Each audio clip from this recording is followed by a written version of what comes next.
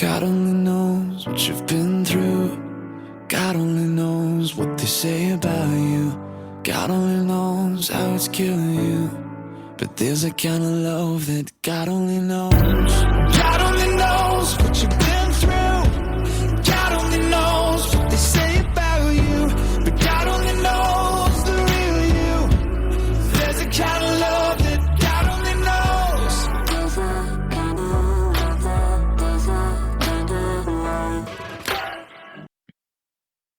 Welcome to Season 2, Episode 68 of Your Journey Is Not Over. My name is Tanya Pearson Randolph. This is my own personal journey, and the expressions and opinions are of my own. I own all the rights to my personal journey and to Your Journey Is Not Over. Neither are to be used, copied, or edited in any way without my consent. Before going back to that cold January day in 2020, before I climbed those steps leading up to the local city hall, I do want to share this. My whole life, I have tried to be loyal, show some sense of loyalty to my family. Got nothing nice to say? Then say nothing at all, is what I was taught by my grandma. Didn't have nothing against them, just didn't want anything to do with them, has always been my thinking process. No harm, no foul. I just live in my own little bubble. I don't socialize with certain people, relatives included. It took me some years, and after a lot of hurt, a lot of betrayals, and a lot of forgiveness, and then straight back into the same cycles every single time. Again, it took me some years, but I had learned that even though we were raised that way, repeating the same cycles, generational, the backstabbing, the arguing, the betrayals, the two-facing, all generational. We watched, we learned by the adults in our environments and what we were subjected to. Well, about 20 years ago, I got tired of that hamster wheel and I separated myself from the chaos, from the drama. I walked away with no anger in my heart. No, not at all. Just on a search for a peaceful life. See, we don't choose our parents. God does. And well, if you see that the environment is dysfunctional, it's just not peaceful, then as an adult, you then have choices. Well, I chose peace. I wanted better. I wanted to do better. And in society today, people then take that as you think you're better than everyone. Yes, they do. And then those same relatives, old friends even, have something new to talk about. Negative, of course. Just because I walked away. And 99% of the time, with a hug and a kiss, and I love you. That's how I choose to do it with everyone. I have an instinct, and when I'm done, I want to peacefully walk away. Most of the time, it is like doing the tango with the devil, but I do it peacefully. We did have a past together, seen each other through some tough times, bonded, some through our childhood traumas, shared memories once upon a time, and I like to walk away with just good memories, no bad. I replace my bad memories with good ones. The respect and love will always be there. I just chose. Remember, everything is a choice, not to entertain the drama, the chaos. I didn't get to choose my childhood, and finally, I get to choose my life and who and what I want in it. What I allow to affect me or my life. Life is about choices, and we can either stay and drown and repeat the same cycles, or we can choose to swim and save ourselves. Also, with the understanding that people can only do to you what you allow. While walking away peacefully didn't work with most, they felt rejected because I no longer participated in the cycles. And rejection tends to make some dangerous. So revenge came at every turn. Yes, it did. It still does. Almost like I was public enemy number one. It's mind-blowing to me. In the past, it stemmed from CPS being called on me, when my kids were younger. No problem. Spotless house always. My kids had everything that they needed and wanted. Also, my jobs through the years. Yes, called my jobs, my bosses, and have always had me drug tested. It's a joke. For instance, I worked at an urgent care, and it seemed like every week there was a call on me. Well, I passed every single one. I've kept my jobs. How dare I go on with my life, right? And do better for myself. Land a good job on my own. Who did I think I was? And when all else fails, then it's back to the drawing board, as I always say. I gotta laugh at the lengths people go to try and destroy my life. And all because I walked away peacefully. With no arguments, no harsh words spoken. I wanted better for myself, my kids, my grandkids. I wanted to break cycles. How I grew up and the way the adults behaved, they're drinking, cussing, arguing, betraying each other, could not be normal. I knew that at a young age. Even so, who wants to repeat what's not normal, right?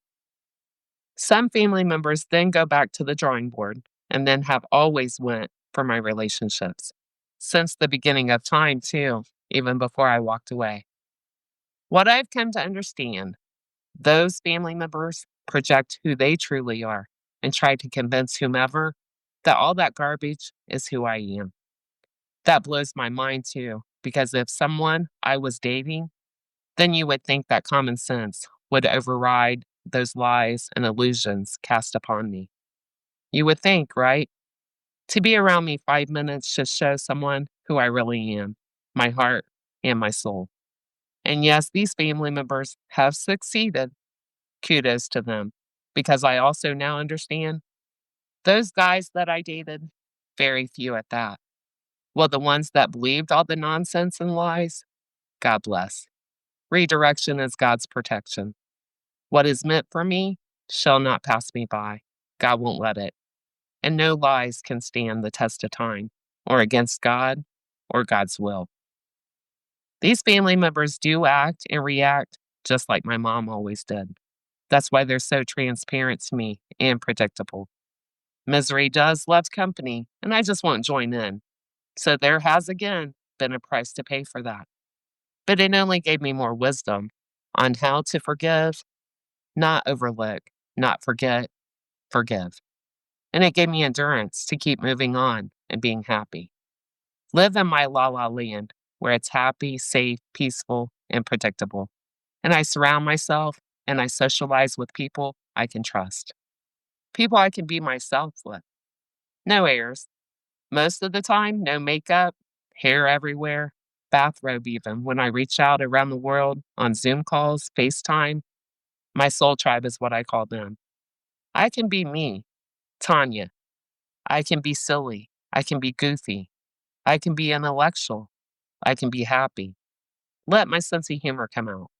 I get to shine without those dark clouds of judgment and ridicule. It's never even a thought. I didn't abandon my childhood, nor my relatives.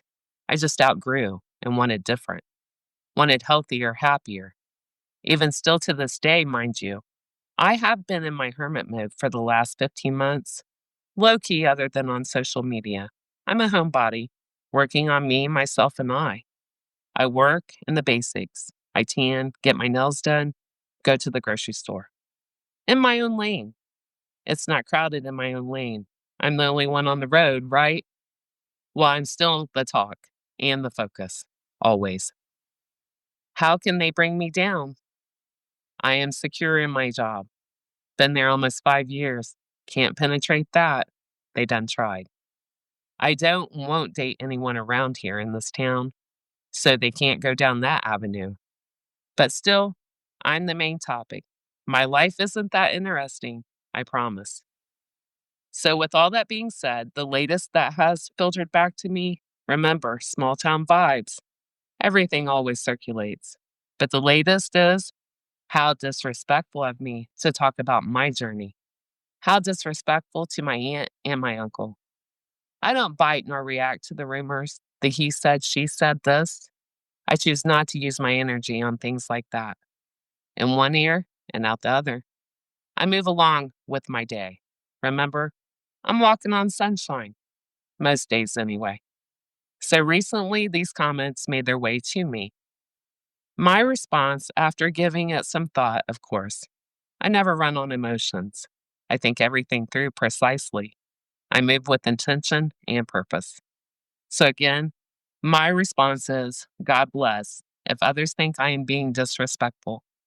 But it is my journey, and I'm sharing my journey, not for revenge at all. I'm not a vengeful person. If I was, a lot of lives could and would be changed just by me telling and speaking on certain topics, secrets even, that I would never share nor speak on. If I was to react the same way, God bless again, it would and could truly expose things that those like to project onto others, things they keep secret from the rest of the world. Thank goodness I'm a secret keeper, right? Well, I discussed it with my spiritual advisors. And no, it didn't bother me. That wasn't why we discussed it. No, not at all. I was asking for answers as to how, again, I am the victim in the latest that I've talked about. You know, my mom's death, the underhanded, illegal, shady things that were done again to and against me. And it's being portrayed as I am being disrespectful. I'm the villain, once again. Story of my life. Actually, the audacity was my first reaction.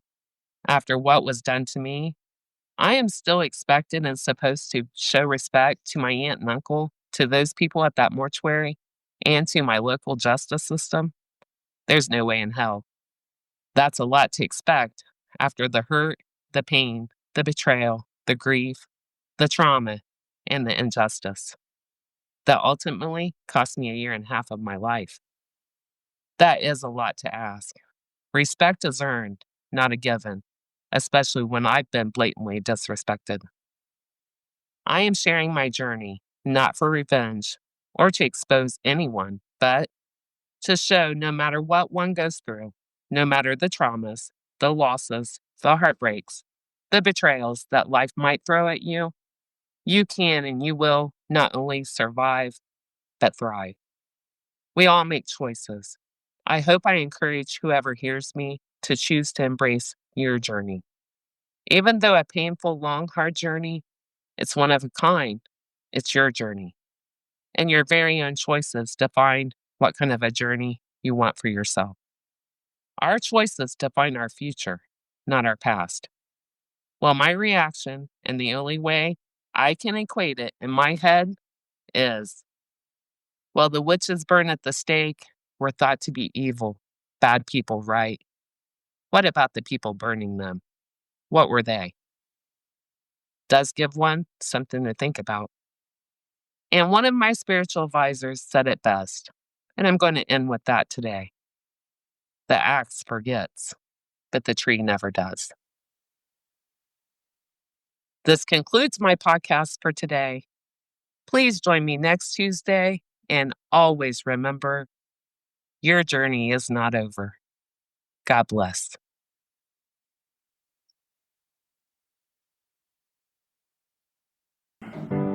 God only knows what you've been through. God only knows what they say about you. God only knows how it's killing you. But there's a kind of love that God only knows.